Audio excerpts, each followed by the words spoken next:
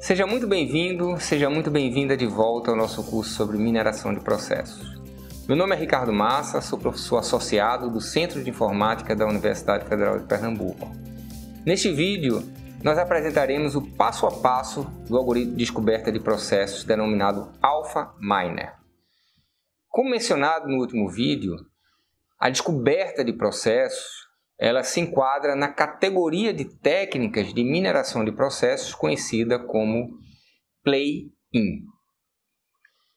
Ou seja, a partir do log de eventos, nós queremos descobrir o modelo de processos que representa o comportamento que está escondido, que está registrado ali naquele log. Embora seja muito simples, o algoritmo AlphaMiner ele consegue descobrir uma ampla categoria de processos.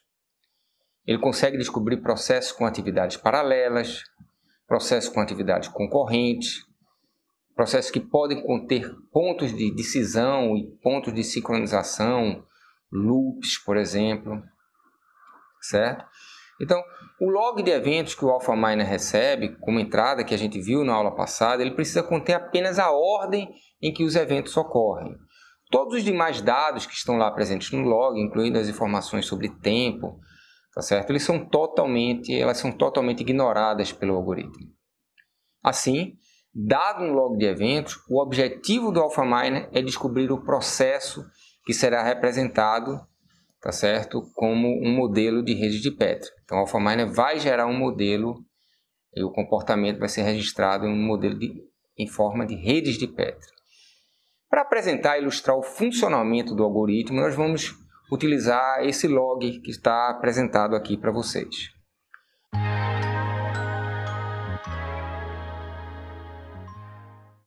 No passo 1 do algoritmo, cada atividade que aparece no log ela é representada como uma transição no AlphaMiner. Já no passo 2, o algoritmo ele procura reconhecer as atividades que irão compor a transição inicial do modelo. Essas são as atividades que iniciam os traces do log. Tá certo? Aparece no início de algum trace do log. No log questão, apenas a atividade A aparece como atividade inicial. Portanto, esse conjunto TI, id input, ele contém as atividades iniciais. Nesse caso aqui, ele é formado apenas pela transição A. O algoritmo ele reconhece essa informação que A está no conjunto inicial e guarda para uso posterior. Já no passo 3 é feito algo parecido, só que agora para reconhecer o conjunto TO, Odd Output, com as atividades finais, ou seja, aquelas que aparecem no fim de algum trace desse log de evento. Aqui, esse conjunto ele contém apenas um elemento também, que é a transição D. E de forma como foi feito anteriormente, o algoritmo ele vai reconhecer essa informação e vai guardar para uso posterior, como nós veremos. Note que esses dois conjuntos, TI e TO, eles poderiam conter diversas atividades, né? Ou seja, pode haver inúmeras atividades iniciais e inúmeras atividades finais nesses conjuntos TI e TO. No nosso exemplo, no entanto, haverá apenas uma atividade inicial e uma atividade final, tá certo? Que será A e D, respectivamente. Os próximos passos do algoritmo AlphaMiner, eles representam o coração do algoritmo. Como o modelo ele vai ser representado em formas de redes de Petri, nos próximos passos eles se dedicam a descobrir os lugares que irão compor essa rede de Petri. Nós já sabemos que as transições representam as atividades. No passo 4, nós queremos descobrir os pares origem e destino, sendo que o conjunto origem é um conjunto de transições que são entrada para o lugar a ser criado e o conjunto destino são as transições de saída deste lugar. Os conjuntos origem e destino são formados da seguinte maneira. Todos os elementos que estão em destino ocorrem no trace imediatamente após cada um dos elementos que estão no conjunto origem. Ou seja, se escolhermos aleatoriamente uma atividade desse conjunto origem e escolhermos também aleatoriamente uma atividade do conjunto destino, a atividade selecionada do conjunto destino aparecerá em pelo menos um trace do log imediatamente após a atividade do conjunto origem que foi selecionada. Em outras palavras, existe uma relação de causalidade entre todas as atividades que estão no conjunto origem e todas as atividades que estão no conjunto destino. Além disso, nenhum elemento que está em origem, no conjunto origem, ele segue qualquer outro elemento desse mesmo conjunto origem, incluindo a si própria. Certa atividade não se segue. E o mesmo ocorre com o conjunto destino. Assim, se você escolher qualquer atividade do conjunto origem, não haverá relação causal com outra atividade deste conjunto. E nem com ela própria, tá certo? Nem com a própria atividade escolhida. Essa mesma propriedade ela é válida para o conjunto destino. Portanto, esses dois conjuntos, origem e destino, eles podem ser obtidos naturalmente a partir de nossa matriz footprint. Para isso, basta encontrar as atividades que seguem imediatamente uma outra atividade e, em seguida, selecionar as atividades que não se seguem imediatamente em nenhum trace do log. E assim, nós conseguimos formar esses dois conjuntos, origem e destino. Vamos gerar os conjuntos origem e destino usando a nossa matriz footprint. Podemos observar que a atividade A não se segue e B também não segue a si mesmo, tá certo? Além disso, existe uma relação de causalidade entre A e B. Portanto, esse primeiro conjunto, origem, que a gente encontrou, contém apenas a atividade A e o primeiro conjunto, destino, ele vai conter apenas a atividade B. Vamos criar aqui o lugar L1 para conectar esses dois conjuntos. Essa mesma relação que existe entre as atividades A e B também existe entre as atividades A e C, formando um novo lugar L2 que vai conectar as transições A e C. O mesmo ocorre entre A e E. Vamos, portanto, criar o lugar L3 para conectar essas duas transições.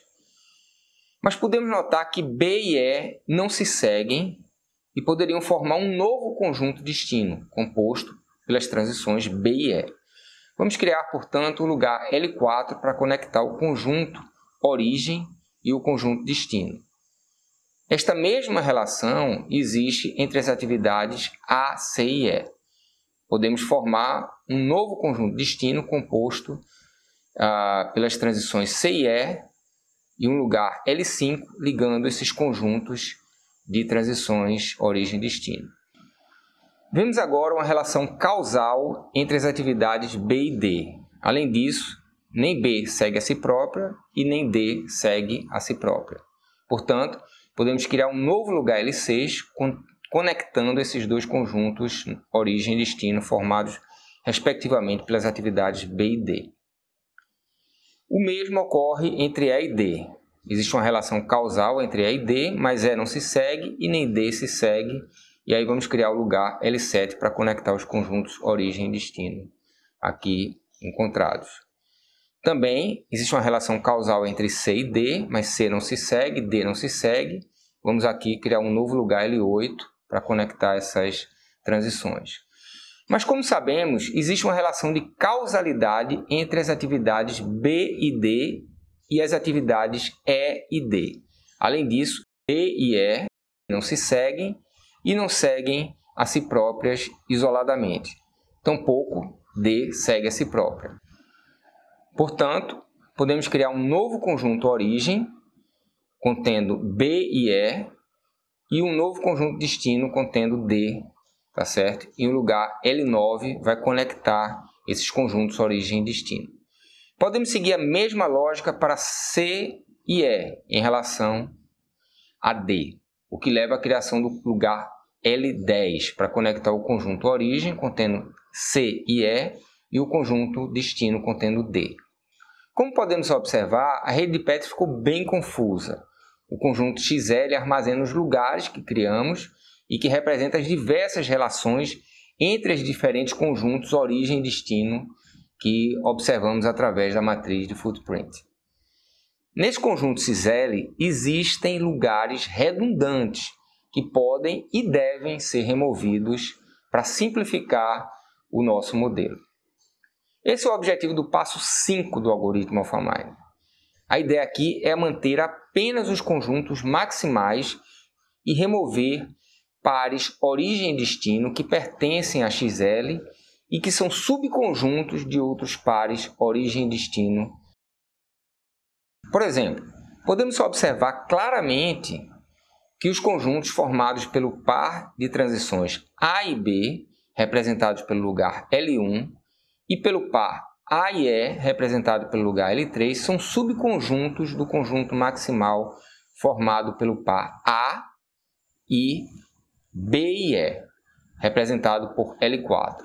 Portanto, podemos remover os dois subconjuntos e manter apenas esse conjunto maximal que contém esses dois subconjuntos. O mesmo podemos fazer em relação aos lugares L3, já removido, que ligava A a E, e o lugar L2, que liga A a C, mantendo apenas o conjunto maximal representado pelo lugar L5, que liga a transição A às transições E e C. Vamos fazer uma nova limpeza. Bom, já melhorou bastante, né? Vamos aplicar o mesmo raciocínio para os subconjuntos BD e ED, mantendo apenas o conjunto maximal com BE no conjunto origem e D no conjunto destino. Fazemos o mesmo para o subconjunto CD e ED, mantendo apenas o conjunto maximal CE no conjunto origem e D no conjunto destino. Note aqui que o lugar que liga E a D já foi removido no passo anterior. Após o passo 5 do algoritmo, nós temos um modelo bem mais simples e bem mais fácil de compreender. Bem, a essência do algoritmo AlphaMiner, como nós já falamos, são esses passos 4 e 5 que tratam das criações desses lugares. O passo 6, ele faz apenas a inclusão do lugar início e fim. O lugar início, IL, é conectado ao conjunto de transições que aparecem no início dos traces. No caso do nosso exemplo, como nós vimos no passo 2 do algoritmo, apenas a atividade A está no conjunto de transições iniciais. Já no lugar fim, OL, ele é conectado ao conjunto de transições que finalizam os traces.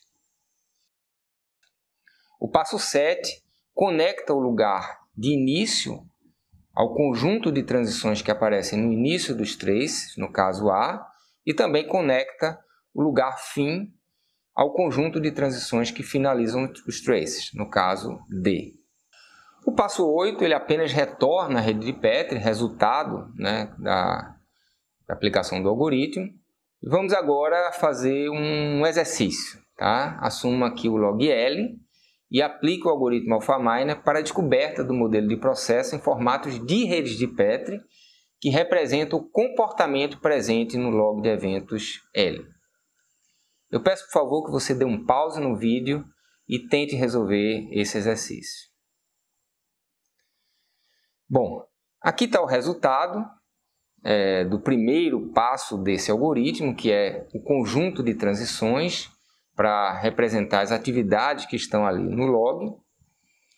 No segundo passo, identificamos o conjunto TI com as atividades iniciais, ou seja, aquelas atividades, a atividade TI ela contém apenas a atividade A.